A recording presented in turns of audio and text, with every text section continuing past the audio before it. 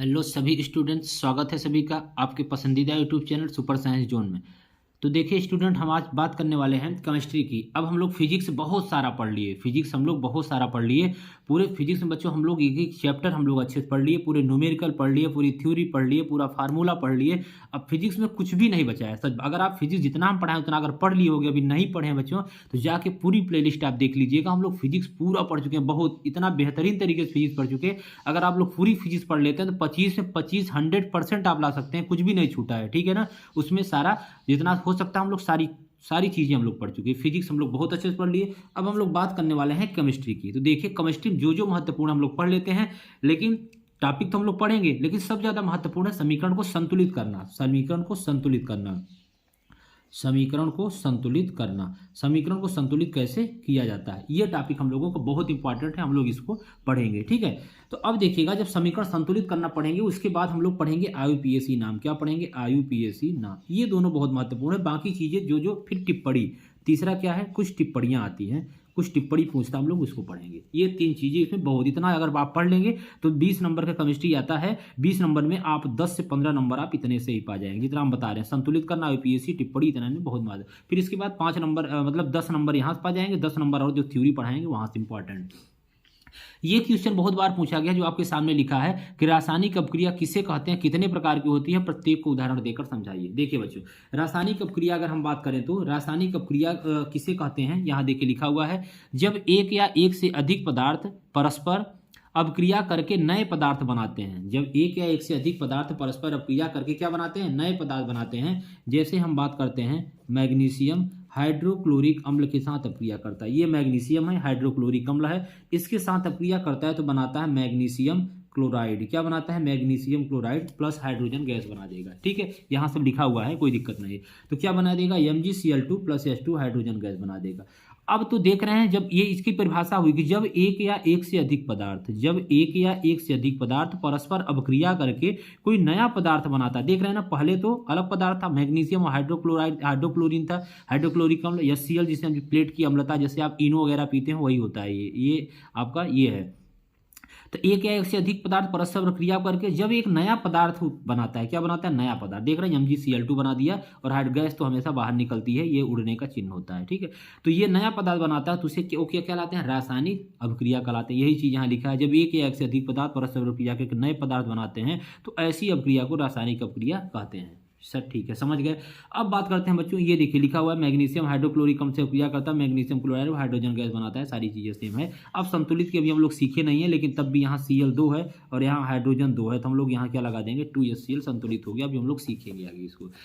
अब बात करते हैं सर रासायनिक अपक्रिया के प्रकार। देखिए रासायनिक अपक्रिया के 2-3 प्रकार होते हैं। सबसे पहला अगर बात करें हम प्रकार की, एक बच्चों होता है संयोजन अपक्रिया। ये बहुत बार पूछा जाएगा, एक जरूर चाहे टिप्पणी में आए चाहे ऐसे आए।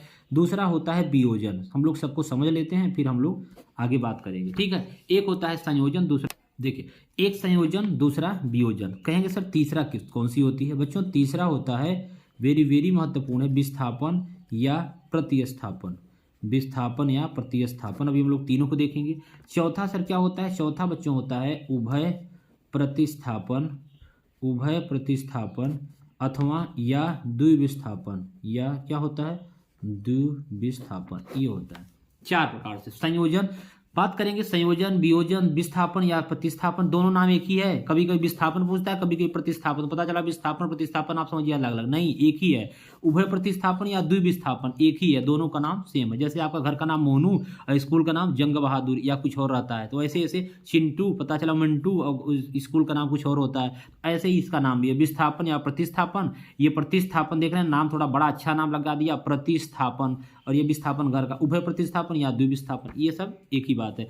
संयोजन क्या होता है? देखिए जब कोई भी, देखिए ये हमारा, देखिए यहाँ लिखा हुआ है, जैसे दो पदार्थ, जैसे दो पदार्थ मान लीजिए, ये देखिए ये क्या है? जैसे दो पदार्थ, Na सोडियम और प्लस Cl, तो क्या बना देगा? Sodium chloride. क्या बना देगा? NaCl। सोडियम और क्लोरीन मिलेंगे तो क्या बना देगा? NaCl। जब दो या दो से अधिक अभिकारक, इधर जो होता है उसे हम क्या बोलते हैं? अभिकारक। सब पढ़े होंगे ना, ये हम लोग सब पढ़ाए हैं, सब आप लोग पढ़े होंगे क्लास में। अब इसको क्या बोलते हैं? उत्पाद। जब दो या दो से अधिक अभिकारक मिलकर के एक कोई नया उत्पाद बनाते हैं, दो या दो से अधिक, देखिए इधर दो है और एक बनाते हैं तो उसे संयोजन संयोजन मतलब होता है जुड़ना। तो दो चीजें जुड़ करके क्या बना रही हैं, एक बना रही, एक उत्पाद बना रहा है, दो जुड़ करके एक उत्पाद बना रहा है, उसे हम बोलेंगे संयोजन। तो सर वियोजन क्या हो जाएगा, वियोजन जस्ट इसी का अपोजिट, ये एक अभिकारक रहेगा और उत्पाद कितने हो जाएंगे, दो, Na+Cl2। इसे क्या बोलेंगे, वियोजन मतलब, वियोजित मतलब अलग होना, क्या हो जाएगा, अलग होना। तो ये हो जाएगा बच्चों वियोजन, ये हो जाएगा संयोजन। ठीक है। आज आप लोग सोचे होंगे सर वीडियो आज नहीं मिल पाई पूरे दिन, बच्चों देखिए यार थोड़ा सा यार कह सकते हैं तबीयत में, मतलब कुछ चीज़ें, कुछ ज़रूरत ऐसी, कुछ काम था। दूसरा चीज़ क्या है, रिचार्ज नहीं था यार, नेट खत्म हो गया था, मुझे नेटवर्क की बहुत प्रॉब्लम थी आज नेटवर्क नहीं पकड़ रहा था, इसीलिए नहीं हो पाया। और अभी सारी चीज़ ऐसे ही ठीक हुआ, सब कुछ हुआ, तो फिर हमने वीडियो को अपलोड कर दिया। ठीक है, अभी आपको लगातार 3-4 मिल जाएंगे आराम से, आप लोग जब तक देखना हो देखें, नहीं कल सुबह देखिएगा, कल सुबह आज शाम को भी पूरा बनाएंगे। तो कल आपको मतलब 9, 10 से 11, 12 बजे से पहले कल आपको सारी वीडियो मिल जाएगी। एक लास्ट वीडियो मिलेगी आपको शाम को 7-8 बजे रात। ठीक है, कल में, कल की बात कर रहे हैं, मतलब 26 तारीख में रात मिलेगी, 7-8 बजे तक मिल जाएगी। उसमें आपको कॉपी कैसे लिखना है, उमार कैसे भरना है, सारी चीज़ें उसमें लास्ट में जैसे बताते हैं वहाँ आपको, और आपको उसमें सब बोलेंगे। ठीक है, तो चलिए ये आपका हो गया संयोजन। दो या दो से अधिक अभिकारक एक उत्पाद बनाते हैं संयोजन, एक अभिकारक दो या दो से अधिक को उत्पाद बनाते हैं तो उसे क्या बोलते हैं, वियोजन। आइए हम लोग यहाँ देखते हैं, सब लिखा हुआ है। संयोजन क्या होता है, वह रासायनिक विधि जिसमें दो या दो से अधिक प्रकार के पदार्थ के अणु परस्पर जुड़ करके, ये छोड़िए ये कठिन है, ये सिंपल है। जब दो या दो से अधिक प्रकार के अभिकारक परस्पर मिलकर केवल एक ही उत्पाद बनाता है तो उसे क्या बोलते हैं, संयोजन। सिंपल वाली परिभाषा अपने से किताब में दिया हुआ है, अपने से हम लोग बनाए हैं। जब दो या दो से अधिक प्रकार के अभिकारक परस्पर मिलकर केवल एक उत्पाद बनाता है उसे संयोजन कहते हैं। देखिए सोडियम क्लोराइड क्या बना दिया है, सोडियम, और क्लोरीन क्या बना दिया, सोडियम क्लोराइड। सही है, आगे हम लोग चलते हैं। दूसरा नंबर बच्चों दिया हुआ है हम लोगों का वियोजन। वियोजन में देख लेंगे, वियोजन की क्या दिया हुआ है, वियोजन अपक्रिया। यहाँ दिया है वियोजन अपक्रिया वह रासायनिक अपक्रिया जिससे यौगिक अपनाए तत्वों में सेम वही चीज है। यहाँ बोले जैसे उसमें बोले थे अभिकारक, यहाँ बोलेंगे एक उत्पाद क्या हो जाएगा, एक अभिकारक दो उत्पादों में टूट जाता है। ठीक है, जब दो या दो से अधिक, यहाँ एक अभिकारक जब अभिक्रिया, उनकी अभिक्रिया कराने पर दो उत्पादों में टूट जाता है तो उसे हम वियोजन कहते हैं, मतलब ये वियोजित हो जाना। ये दो प्रकार के होते हैं, एक ऊष्मीय वियोजन, एक विद्युत वियोजन। उसमें क्या होता है, जब किसी पदार्थ के वियोजन की क्रिया उष्मा देने पर होती है, कैसा, उष्मा देने पर, उसे ऊष्मीय वियोजन। और जब यहाँ विद्युत मतलब विद्युत देने पर, ये जलीय अवस्था में विद्युत प्रवाहित करने पर होता है तो उसे, इसको नहीं पढ़ना है, सिंपल केवल पढ़ना है वियोजन बस। ठीक है, विस्थापन या प्रतिस्थापन टिप्पणी लिखने के लिए बेहद महत्वपूर्ण है, बहुत बार आया हुआ है। विस्थापन या प्रतिस्थापन टिप्पणी लिखिए। ठीक है, आपको हम दिखा भी देखेगा। टिप्पणी लिखने के लिए देखिए पूछा गया बच्चों, ये पूछा गया है, द्विविस्थापन भी पूछा है, संकलन अपक्रिया, प्रतिस्थापन अपक्रिया। ये देखिए टिप्पणी लिखने के लिए 2-2 नंबर में आए हुए हैं, 2-2-2 देखिए पूछा गया है ना। तो ये देखिए प्रतिस्थापन अपक्रिया, ये देखिए प्रतिस्थापन। ऐसी छोटी छोटी चीजें पूछी जाती, कहीं अलग से थोड़ी ना आता है यार, सारी चीजें वही जो आप पढ़े होते हैं, बस आप केयर नहीं करते हैं। बस क्या होता है विस्थापन या प्रतिस्थापन। विस्थापन वह रासायनिक अपक्रिया है जिसमें किसी यौगिक के अणु किसी एक परमाणु अथवा समूह के स्थान पर कोई दूसरा परमाणु आ जाता है। कैसे, नहीं समझ पाए, आइए हम समझाते हैं। जैसे देखिएगा, जैसे बच्चे हो गया Fe+Cu ये हो गया फेरस प्लस कॉपर सल्फेट। ये जब अपक्रिया करता है तो FeSO4 के साथ चला आता है, ये इसके साथ आ जाएगा, ये अलग हो जाएगा। मतलब एक दूसरे को ना क्या कर देते हैं, विस्थापन है प्रतिस्थापन अदला बदली कर, प्रतिस्थापित कर देते हैं। उसको कहता है भैया तुम दूसरे जगह चले जाओ, हम तुम्हारी जगह आना चाहते हैं। जैसे आप एक खेला खेलते होंगे, ये 4-5 बच्चे खड़े रहते हैं ऐसे, तो कभी आप इनके पास आते हैं, ये इसके पास आता है, ये इसके पास, खेले होंगे ना बचपन में ये सारा खेला इसे इसे। अब ये आप यहाँ पे आ गए, यही खड़ा रह गया, तो ये फिर ये अपना फिर वो करने लगेगा, मतलब ये फिर ये सब कुछ हुएगा, ऐसा कुछ होता है। तो Fe+CuSO4 तो क्या हो जाएगा, FeSO4 और प्लस कॉपर क्या हो जाएगा, अलग हो जाएगा। ठीक है, FeSO4 प्लस कॉपर। तो फेरस सल्फेट क्या बना देगा, ये देखा है, ये आप क्या बोलेंगे इसे, फेरस और प्लस कॉपर सल्फेट, क्या हो जाएगा, कॉपर सल्फेट। ये हो जाएगा FeSO4, इसके साथ प्रतिस्थापन हो जाएगा तो फेरस सल्फेट और प्लस कॉपर अलग हो जाएगा। ये हो जाएगा FeSO4 और plus Cu, ferrous sulphate plus copper, यही होता है। यही नहीं, मतलब एक किसी यौगिक कण से परमाणु मूलक के स्थान पर कोई दूसरा परमाणु आ जाता है तो उसे क्या बोलते हैं हम, प्रतिस्थापन या विस्थापन अपक्रिया।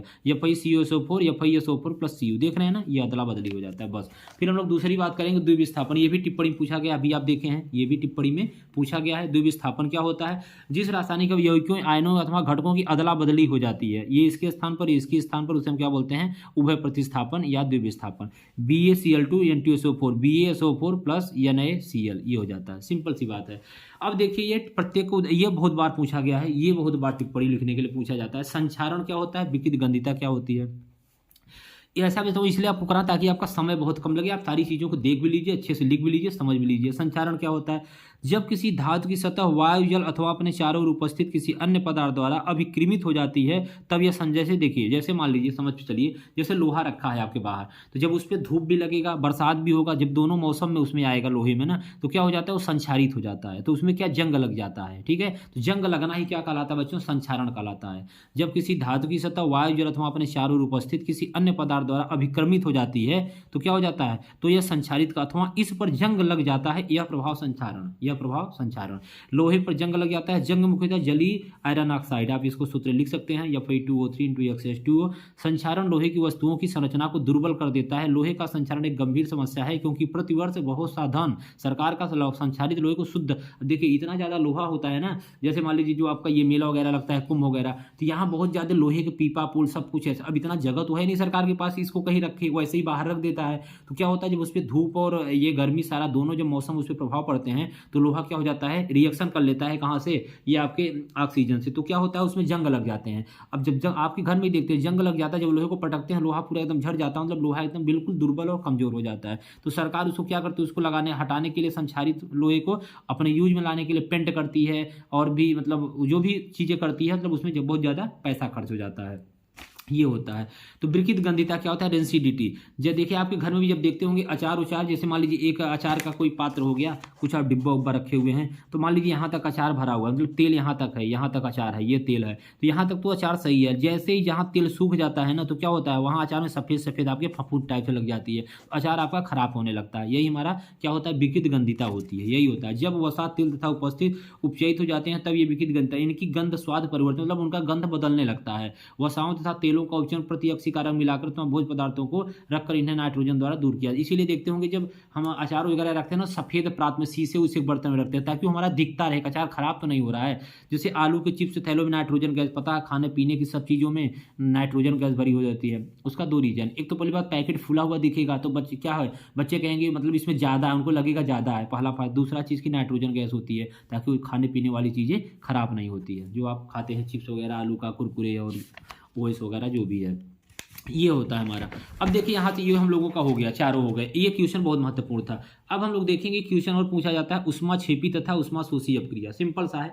उष्माक्षेपी, ये देखिए उष्माक्षेपी क्या होता है, वह रासायनिक अपक्रिया जिसकी अपक्रिया के फलस्वरूप उष्मा उत्पन्न होती है, जिसमें उष्मा उत्पन्न होती है उसे उष्माक्षेपी कहते हैं। और जिसमें उष्मा क्या होती है, जिसमें उष्मा का शोधन होता है उसे उष्माशोषी कहते हैं। उष्माशोषी मतलब अवशोषण मतलब लेना, और एक में क्या होना है, छोड़ना, ये होता है उष्माशोषी तथा उष्माक्षेपी। चलिए ये सब चीजें बहुत महत्वपूर्ण नहीं थी।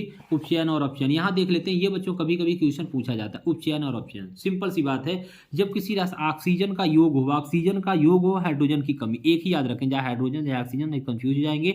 मतलब ऑक्सीजन का जुड़ना ही क्या कहलाता है, उपचयन। क्या कहलाता है, उपचयन। कंफ्यूज नहीं होना है, 11 में भी पढ़ना पड़ेगा। बहुत सारे बच्चे इसमें कंफ्यूज हो जाते हैं, सर हाइड्रोजन जुड़ता है, ऑक्सीजन जुड़ता है, ऑक्सीजन निकलता है, हाइड्रोजन निकलता है, क्या होता है हम तो समझ ही नहीं पाते हैं। सिंपल समझना यार, जब किसी रासायनिक प्रक्रिया में ऑक्सीजन का योग हो, मतलब ऑक्सीजन जुड़े तो उसे हम क्या बोलेंगे, उपचयन। वह रासायनिक जिसमें ऑक्सीजन की कमी हो, देखने ऑक्सीजन इधर चला गया, उसे हम क्या बोलेंगे, अपचयन। ऑक्सीजन का जुड़ना कहलाता है उपचयन, ऑक्सीजन का निकलना क्या कहलाता है, अपचयन। ये होता है। पूछा जाता है रेडॉक्स अपक्रिया किसे कहते हैं, बहुत बार पूछा गया है, रेडॉक्स अपक्रिया किसे कहते हैं। तो रेडॉक्स अपक्रिया क्या होता है बच्चों, जब परमाणु या आयन इलेक्ट्रॉन त्याग देता है तो उसे उपचयन कहते हैं। ये दूसरी थ्योरी होती है हमारी इलेक्ट्रॉन थ्योरी के अनुसार। और जब इलेक्ट्रॉन ग्रहण करता है उसे अपचयन कहलाते हैं। जब देखिए अभिक्रियाओं में उपचयन तथा अपचयन साथ साथ चलते रहते हैं, ऐसी अपक्रिया जिनमें अपचयन तथा उपचयन साथ साथ होते हैं उसे रेडॉक्स अपक्रिया कहते हैं। बस यही याद रखना है कि ऐसी उपचयन क्या होता है, पहला वाला आपको याद रखना है, जब किसी रासायनिक अपक्रिया ऑक्सीजन का योग हो उसे उपचयन, और जब ऑक्सीजन क्या हो, ऑक्सीजन की कमी हो तो उसे अपचयन। और ऐसी अपक्रिया जिसमें उपचयन तथा अपचयन साथ साथ होते हैं, ऐसी अपक्रिया को क्या बोलते हैं, रेडॉक्स अथवा अपचयोपचय या रेडॉक्स अपक्रिया कहलाती है, जिसमें दोनों साथ साथ ZnO plus carbon ZnO plus ये देख रहे हैं, दोनों साथ साथ, एक बार निकल जुड़ रहा है, एक बार निकल रहा है, दोनों, उसे रेडॉक्स अपक्रिया कहते हैं। सही है ना, ये इतना हो गया। अब मंद तीव्र अभिक्रिया आपको पता ही होगा, उसमें कोई ज़्यादा हमारा समझाने वाली बात नहीं है, ठीक है। इस तरह से हमारा ये क्या हो गया, खत्म। आइए अब हम लोग इसके बाद देख लेते हैं समीकरण को संतुलित करना, बहुत महत्वपूर्ण है, वेरी वेरी महत्वपूर्ण है। हम लोग आइए समीकरण को संतुलित करना सीख लेते हैं, जिसके लिए हमने इस वीडियो को बनाया है। समीकरण संतुलित करना इस वीडियो हम लोग सीख लेंगे। इसके बाद हम लोग IUPAC नाम को सीखेंगे ज़बरदस्त तरीके से, और IUPAC नाम जैसे खत्म होगा वैसे ही हम केमिस्ट्री के सारे महत्वपूर्ण टॉपिक लेके आएंगे, जितना जितना केमिस्ट्री में इंपॉर्टेंट हो सकता है, सारे दीर्घोत्तरी और जो भी मतलब वर्णात्मक टाइप के प्रश्न आपके हैं। फिर इसके बाद हम लोग बायो भी पढ़ेंगे, फिर हम लोग एक ऑब्जेक्टिव कर लेंगे, और कल हम लोग बच्चों क्या करने वाले हैं, कल हम लोग करने वाले हैं आपका मॉडल पेपर, जो भी ये जो अंसाल में मॉडल पेपर है, अगर हमें समय मिलेगा तो हम ये अंसाल का भी मॉडल पेपर करा देंगे 2023 का। ये 2023 वाला हम कराने की कोशिश करेंगे, मॉडल पेपर 2023, और बाकी जो अभी हम लोग प्रतिदर्श प्रश्न पत्र 2023 वाला जो हम आपको निकलवा के लाए हैं उसको भी हम कराने की पूरी कोशिश करेंगे कि जो हमारा 23 का ये पेपर हुआ है, ये 2023 का मतलब ये तो मैथ का है, जो ये साइंस वाला जो हम निकाल के लाए हैं उसको भी हम कराएंगे। तो ये दोनों अगर समय मिलेगा तो हम वो तो कराएंगे, इसके लिए समय मिलेगा तो ये भी करा देंगे, ठीक है। तो चलिए हम लोग सबसे पहले शुरू करते हैं। आज हम लोग रासायनिक समीकरण को संतुलित करना, कैसे संतुलित किया जाता है। तो यहाँ हेडिंग डालेंगे रासायनिक समीकरण संतुलित करना। ये रासायनिक समीकरण क्या करना, संतुलित करना। तो रासायनिक समीकरण संतुलित कैसे किया जाता है, आइए एक बार देख ही लेते हैं। छोटे छोटे क्वेश्चन शुरुआत करते हैं, फिर हम लोग बड़े बड़े चलेंगे। जैसे मान लीजिए बच्चों एक क्वेश्चन लेते हैं, दिया है Fe प्लस H2 हो जाएगा Fe3O4 और प्लस क्या हो जाएगा, जल। फेरस प्लस हाइड्रोजन, ये मतलब सॉरी इसको क्या बोलते हैं, H2O जल हो जाएगा, फेरस ऑक्साइड और क्या हो जाएगा, हाइड्रोजन, ये हो जाएगा। अब देखिए हम लोग इसको सॉल्व करेंगे। सबसे पहले हम देखते हैं ये हमारा क्या होता है बच्चों, इधर जो होता है अब आराम से पढ़ाएंगे क्योंकि ये शुरुआत है, अभी इसको बहुत सारे बच्चे नहीं सीख पाएंगे। ये अभिकारक होता है और इधर क्या होता है, उत्पाद। देखना पड़ता है अभिकारक उत्पाद में क्या क्या होता है, समझिए। इसमें आप देख रहे हैं एक Fe है, यहाँ देख रहे हैं 3 Fe है, कितना है, 3 है। तो यहाँ फिर से आप लिख लेंगे Fe प्लस H2O, ताकि यहाँ हम संतुलित करें, Fe3O4 और प्लस क्या हो जाएगा, H2। अगर इधर 3 है, इधर भी कितना होना चाहिए, 3 होना चाहिए। तो सर यहाँ आप 3 लगा दीजिए, बिल्कुल लगा दिए, ठीक है। लेकिन ऑक्सीजन बच्चों अब देखेंगे, ऑक्सीजन यहाँ पे 4 है, यहाँ ऑक्सीजन 1 है, तो यहाँ 4 लगा दें। 4 तो लगा देंगे, ठीक है, हम मानते हैं, लेकिन यहाँ मैटर गड़बड़ हो जाएगा, तो कोई बात नहीं, उसको देखा जाएगा। तो यहाँ ऑक्सीजन 4 है, तो यहाँ क्या लगा देंगे, 4। हमेशा सामने ही ऐड कुछ भी आप ऐड करेंगे और कहीं नहीं हो सकता। तो 4 ऑक्सीजन था, यहाँ 4 ऑक्सीजन, लेकिन बच्चों हाइड्रोजन का काम गड़बड़ा गया। यहाँ 4 दूनी 8 हाइड्रोजन हो गया, यहाँ 2 ही है, तो सर यहाँ भी आप 4 लगा दीजिए। 8 हाइड्रोजन इधर भी हो गया, 8 हाइड्रोजन इधर भी। ये हमारा समीकरण क्या हो गया बच्चों, पूर्ण रूप से संतुलित हो गया, ठीक है ना। आप चाहें तो इसको ऐसे भी लिख सकते हैं, ये यहाँ लिख सकते हैं तत्व, यहाँ लिख सकते हैं LHS, ठीक है ना, और यहाँ लिख सकते हैं RHS, ये वाला RHS। तत्व का नाम सबसे पहले लिखेंगे Fe, फेरस, फिर लिखेंगे हाइड्रोजन, फिर ऑक्सीजन। 3 तत्व अगर इधर हैं तो इधर भी 100% 3 ही तत्व होंगे, ये तो बराबर होते हैं, ये फिक्स होता है, ठीक है। अब Fe कितना है, यहाँ पे 3 है, और यहाँ पर भी कितना हो गया, 3। अब यहाँ पे हाइड्रोजन कितना हो गया, 8, यहाँ भी कितना है हाइड्रोजन, 8, और यहाँ भी कितना हो गया, ये अब ऑक्सीजन कितना हो गया, यहाँ पे 4, और यहाँ भी कितना है, 4। इस तरीके से भी आप चाहें तो लिख सकते हैं, अगर आपका बड़ा में आया है। और ये हमें 2 नंबर में, 1 नंबर में हो सकता है ऑब्जेक्टिव में पूछ ले एक, और हो सकता है 2 नंबर में 2 ठो संतुलित करने के लिए अलग से दे दिया जाए छोटे वाले क्वेश्चन में, ठीक है। और 4 नंबर का भी आ सकता है। तो ये पहला क्वेश्चन आपका हो गया। आप कहेंगे सर इसके नियम कुछ बता दीजिए क्या होते हैं। सबसे पहले देखिए बड़े को बैलेंस करना पड़ता है, यही नियम। इसके ज़्यादा नियम हम बताने वाले नहीं, हम बहुत ज़्यादा यार कबाहत चीज़ों को बहुत क्रिटिकल नहीं बनाना चाहते। हम सोचते हैं जितना सिंपल हो सके साइंस को उतने सिंपल हम लोग पढ़े, ठीक है ना। बहुत ज़्यादा बढ़ा चढ़ा कठिन उठिन, बड़ा कठिन है ये हो, साइंस को हल्के बना लो, ऐसा कुछ नहीं। Science is a very simple subject, ठीक है ना, एकदम मस्त आप इसको पढ़िए, बहुत सिंपल सब्जेक्ट, बहुत ईजी होता है। साइंस में कुछ दम नहीं होता है। अगर जो बच्चे हमसे पढ़े हुए हैं उनको पता होगा साइंस हम कितना आसान पढ़ा दिए हैं पूरे साल। साइंस में कुछ रखा ही नहीं होता, साइंस जैसा आसान सब्जेक्ट कुछ नहीं हो सकता, ठीक है। बस ये है कि अगर आप अच्छे से पढ़ रहे हैं तो नहीं, साइंस से ज़्यादा कठिन कुछ और भी हो भी नहीं सकता, ये भी बात है। चलिए हम लोग आगे चलते हैं। दूसरा एक हम लोग लेते हैं, दूसरा एग्जाम्पल लेते हैं, NaOH sodium hydroxide plus sulphuric अम्ल H2SO4। ये अब क्रिया कराएगा NaSO4 के साथ करेगा सोडियम, तो बना देगा सोडियम सल्फेट Na2SO4 प्लस क्या हो जाएगा H2O। अब आइए हम लोग इसको बैलेंस करने की कोशिश करते हैं। देखिए अब आप कहेंगे सर सबसे पहले सोडियम की बात करें, बिल्कुल सोडियम 2 है, यहाँ पर एक बार लिख लेते हैं, नहीं तो वहीं पूरा कन्फ्यूजन हो जाएगा। एक बार आप भी ऐसे परीक्षा में जो लिखा रहेगा एक बार प्रश्न लिखिएगा, यहाँ संतुलित करेंगे तो कन्फ्यूज हो जाएंगे। Na2SO4 प्लस H2, ताकि यहाँ यहाँ जगह भी छोड़ दीजिए ना संतुलित करने के लिए। Na2 दिया है, इधर Na है, क्या लगा देंगे, 2 लगा देंगे, सही है, 2 लगा दिए, ये हो गया। लेकिन बच्चों अब आप देखेंगे इसके बाद सर, इसके बाद आप ऑक्सीजन को करेंगे तो ऑक्सीजन यहाँ पे कितना दिया है, ऑक्सीजन यहाँ पे 4 है, ये 2 है, 4 2 6 हो गया, इधर भी 4 है और इधर 1 है, तो क्या बना देना है, यहाँ पे 2 बना देना है, तभी तो 6 होगा। 2 यहाँ पे हो गया ऑक्सीजन, और यहाँ कितना हो गया ऑक्सीजन, 4 हो गया, कितना है 4, तो 4 और 2 6, इधर भी कितना है 2 यहाँ हो गया और 4 यहाँ, 4 2 6 बराबर, सोडियम बराबर ऑक्सीजन बराबर, बिल्कुल 2 चीज़ हमारा बराबर हो गया। आप ऑक्सीजन और सोडियम यहाँ लिख सकते हैं, क्लियर। आगे देखेंगे अब हम लोग हाइड्रोजन की बात करेंगे। तो हाइड्रोजन बच्चों यहाँ कितना है 2, यहाँ भी कितना है 2, 2 2 4, और इधर कितना है 2 दूनी 4। इस प्रकार से हमारा सारा समीकरण क्या हो गया, संतुलित हो गया। इतना आसान है सर, बिल्कुल बहुत आसान है, देख तो रहे हैं आप, ठीक है। अब आइए आप लोगों को हम सीधे अच्छे में ले चलते हैं, अगर आपकी आज्ञा हो तो, नहीं तो हम लोग और सिंपल भी कर लेते हैं। को जैसे ये क्वेश्चन आया हुआ है, ये क्वेश्चन 2020 में आया हुआ है, बच्चे इसमें तो 10 मिनट लगा दिए थे, घबरा गए थे पूरा।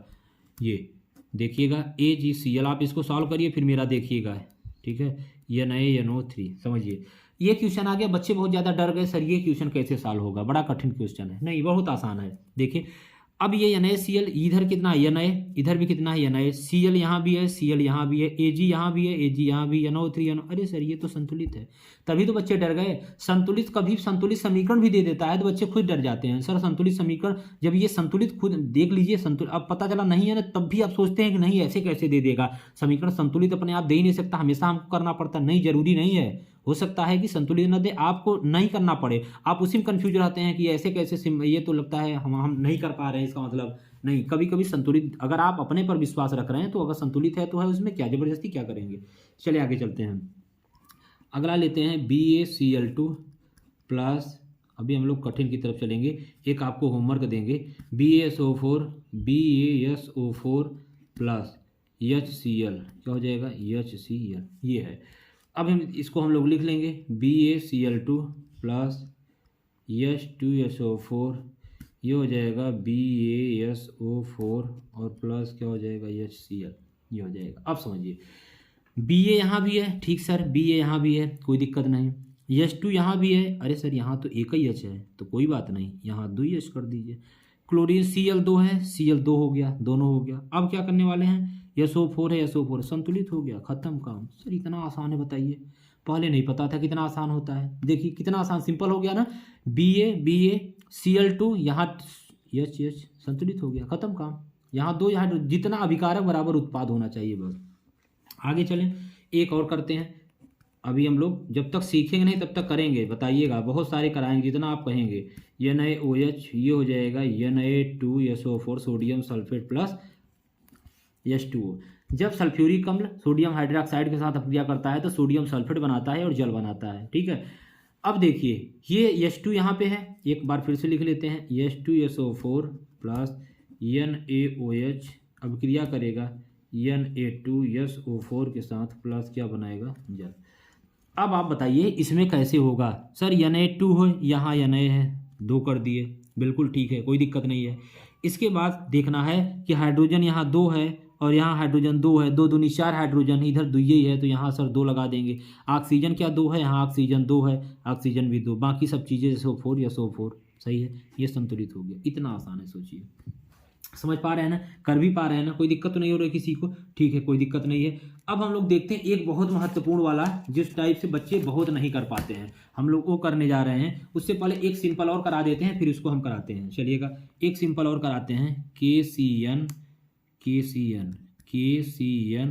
प्लस H2SO4, ये अपक्रिया करेगा, ये इसको बोलेगा पोटेशियम साइनाइड, अपक्रिया करेगा सल्फ्यूरिक अम्ल, इसके साथ बना देगा potassium sulphate plus hydrogen cyanide, ये बनाएगा। अब बच्चों इस क्वेश्चन को देखिए कैसे होगा। अब देखिए यहाँ फिर से लिख लेंगे KCN plus H2SO4 K2SO4 plus HCl। आइए देखते हैं। अब देखिए यहाँ कितना दिया है, K2 दिया है, इधर क्या है, केवल K है, बिना सोचे समझे लगा देंगे 2। यहाँ तो सर आप 2 लगा दिए, लेकिन यहाँ मैटर हो जाएगा, यहाँ तो 2 नहीं है तो यहाँ भी हम 2 लगा देंगे। तो हाइड्रोजन 2 है, हाइड्रोजन भी 2 हो गया, Cn इधर 2 है तो Cn 2 हो गया, पोटेशियम 2 है, यहाँ भी 2 हो गया, सब संतुलित। देख रहे हैं ना कितना आसान है, बताइए 2 नंबर मिलना 4 नंबर मिलना कितना आसान है। देखिए केमिस्ट्री तो सर और आसान है, फिजिक्स से भी ज़्यादा। आप कब मैसेज कर रहे थे ना कि सर जी केमिस्ट्री नहीं पढ़ाएंगे क्या, आप केवल फिजिक्स ही पढ़ाते हैं? नहीं बच्चों, फिजिक्स केमिस्ट्री यार बायो सब कुछ पढ़ाते हैं, कोई दिक्कत नहीं है। फिजिक्स केमिस्ट्री बायो में रखा ही क्या है यार, साइंस ये सिंपल सब्जेक्ट, इतना अच्छा साइंस सब्जेक्ट होता है, बताइए आप क्यों परेशान हैं। आइए हम लोग अब महत्वपूर्ण लेते हैं जो कि वेरी वेरी इंपॉर्टेंट है। ये अगर क्वेश्चन आ जाते हैं तो बहुत सारे बच्चे डर जाते हैं इन सब क्वेश्चन को देख के। ऐसा सर क्वेश्चन कौन सा है इसमें समीकरण संतुलित करने दिखा रहे हैं, HNO3 प्लस CaOH का होल ट्वाइज, हाइड्रोजन नाइट्रेट, ये कैल्शियम हाइड्रोक्साइड बना देगा कैल्शियम नाइट्रेट प्लस H2। अब समझिए ऐसा क्वेश्चन जब मिलेगा पहले इसको खोलेंगे, चलिए HNO3 प्लस Ca। अब देखिए O 2 है ना, तो O इसके साथ भी 2 है और H के साथ भी क्या है 2 है। ये भाई OH का ट्वाइज है तो O भी 2 H भी 2, ठीक है सर। ऐसे यहाँ भी Ca N क्या हो जाएगा 3, ये N क्या हो जाएगा 2 और O क्या हो जाएगा 3 दूनी 6। N में 6 मत करिएगा क्योंकि N ना केवल N में 2 बस है और ऑक्सीजन में 3 भी है, तो 3 दूनी 6 ये हो जाएगा और प्लस क्या हो गया H2। अब सरल हो गया, अब कर लेंगे, अब तो आसान हो गया। आप अब जल्दी से करिए मेरे साथ। तो अब आप करेंगे यहाँ एक बार फिर से लिखेंगे HNO3 प्लस CaO2 H2, फिर लिखेंगे CaN2O6 प्लस लिखेंगे H2। सही है। अब देखेंगे बच्चों कौन हाइड्रोजन इधर कितना है 2 है, इधर हाइड्रोजन कितना है, इधर हाइड्रोजन कितना है 2 है और 2 1 3 है, ठीक है, और इधर कितना है 2 है। तो बताइए हम लोग क्या करें, हाइड्रोजन पहले हम लोग कैल्शियम देखते हैं, हाइड्रोजन नहीं दिख रहा है, अच्छा कॉम्बिनेशन कैल्शियम देखते हैं 1 है, यहाँ कैल्शियम कितना है 1 है, तो कैल्शियम ठीक है, इसे नहीं संतुलित करना है। फिर ऑक्सीजन देखते हैं, यहाँ 3 है यहाँ 2 है, तो 3 2 5 हो गया और यहाँ कितना है 6 6 1 7 हो गया, ये भी नहीं सही दिख रहा है, ठीक है। फिर हम लोग क्या देखते हैं, हाइड्रोजन देखते हैं, ऑक्सीजन ही, चलिए हम लोग ये कोई ना कोई संतुलित करना पड़ेगा। आइए थोड़ा सा इसमें दिमाग लगाते हैं, आप भी दिमाग लगाइए, हम भी दिमाग लगाते हैं, ठीक है। तो चलिए अगर मान लीजिए हाइड्रोजन यहाँ 2 है और यहाँ हाइड्रोजन कितना है 2 और एक 3 है, अगर मान लीजिए हम यहाँ 2 कर देते हैं तो कितना हो गया 2 दूनी 4, तो यहाँ भी हम क्या लगा सकते हैं बच्चों 2 लगा सकते हैं, 2 दूनी 4, हाइड्रोजन तो जुगाड़ हो गया, ठीक है 2 और यहाँ भी कितना 2 2 2 4 और यहाँ 2 दूनी 4। अब ऑक्सीजन देख लेते हैं, ऑक्सीजन यहाँ 2 हो गया, यहाँ 6 6 2 8 और यहाँ ऑक्सीजन 3 दूनी 6 6 2 8, बिल्कुल सही एकदम सही बन तो गया यार। अब तो कुछ नहीं था, यही था, देख रहे हैं इतना आसान था, हम लोग परेशान थे। अब इसको उस रूप में लिख लीजिए जिस रूप में लिखा हुआ था HNO3 प्लस CaOH का होल ट्वाइज, उसी रूप में लिख ले रहे हैं CaNO3 का होल ट्वाइज और प्लस 2H2 जी। अब हम लोग उसी रूप में लिख लेंगे जिस रूप में हमारा पहले से क्वेश्चन था, सही है ना, हम लोग उसी रूप में लिख लेंगे जिस रूप में पहले से था। ये आपका क्या हो जाएगा, सही है, मस्त है। ये देखिए समीकरण संतुलित हो गया।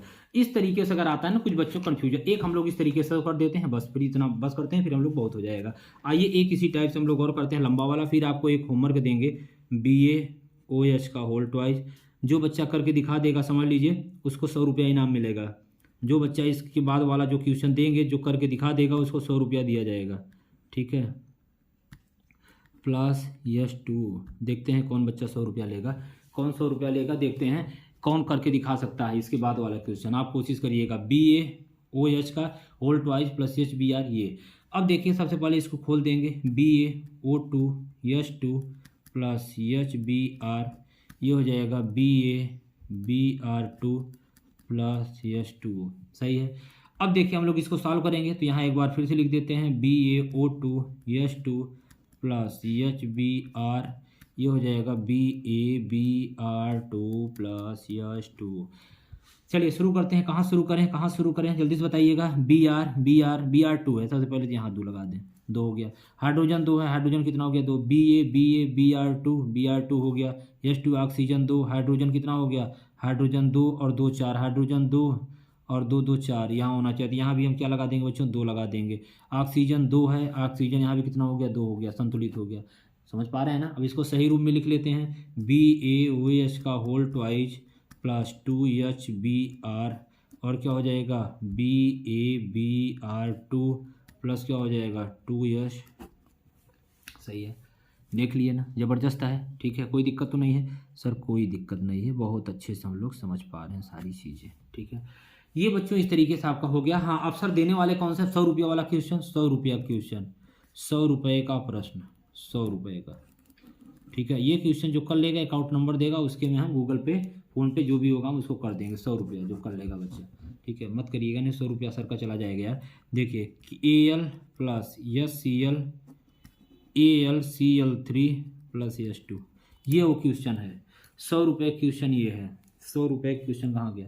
100 रुपये क्वेश्चन, 100 रुपये का एक क्वेश्चन, ये बहुत महत्वपूर्ण है, ठीक है। ये क्वेश्चन आपको होमवर्क है, आपको करके देना है। देखते हैं कौन बच्चा सबसे पहले जो करेगा। ये नहीं कि जो सबको मिलेगा, जो सबसे पहले करेगा, जो सबसे पहले करके कमेंट करेगा इस पर सर हम कर लिए आंसर, आप इसको कमेंट कर लीजिएगा या फिर कमेंट करिएगा। बस आप जैसे आप कमेंट मान लीजिए पूरा नहीं लिख पाएंगे ना, तो जैसे यहाँ मान लीजिए 3 लगेगा, यहाँ तो ऐसे 3 कामा मान लीजिए 4, ऐसे ऐसे आप करिएगा। जैसे जैसे ये संतुलित होगा ऐसे ऐसे लिख करके नीचे कमेंट में कमेंट करिएगा, ठीक है। तो उसका नाम भी लिया जाएगा अगले दिन कौन बच्चा कर लेता है, और दूसरा चीज़ की आपको 100 रुपया दिया जाएगा। चलिए ठीक है, तो मज़ा आ रहा है ना। ये देखिए हम लोगों का, आप बोलते थे समीकरण संतुलित करना सिखा दिए पूरा एकदम मस्त से। अब हम लोग IUPAC नाम भी ऐसे सीख लेंगे। IUPAC नाम के बाद पूरे केमिस्ट्री के इंपॉर्टेंट, फिर इसके बाद हम लोग बायोलॉजी चलेंगे, उसका भी इंपॉर्टेंट पढ़ लेंगे। बाकी पढ़ते रहिए, ठीक है। तो चलिए फिर ठीक है, हम लोग इतना ही करते हैं। हम लोग सारी चीज़ें ऐसे मस्त पढ़ाई करते हैं, कोई दिक्कत नहीं। एंजॉय करिए। आज पूरे दिन आपकी वीडियो नहीं है उसके लिए अफसोस है, कोई बात नहीं, कुछ ऐसे काम थे, लेकिन हो गया। हम लोग जितना टारगेट सोचे उतना पूरा कर ही लेंगे, कोई दिक्कत होने वाली नहीं है। तो चलिए फिर आप लोग 1000 कंप्लीट कराइए, लाइक शेयर सब्सक्राइब करते रहिए। फिर हम लोग मिलते हैं नेक्स्ट वीडियो में, ठीक है ना। तब तक के लिए धन्यवाद, थैंक यू। मस्त एकदम पढ़ाई करिए। ओके, ठीक है।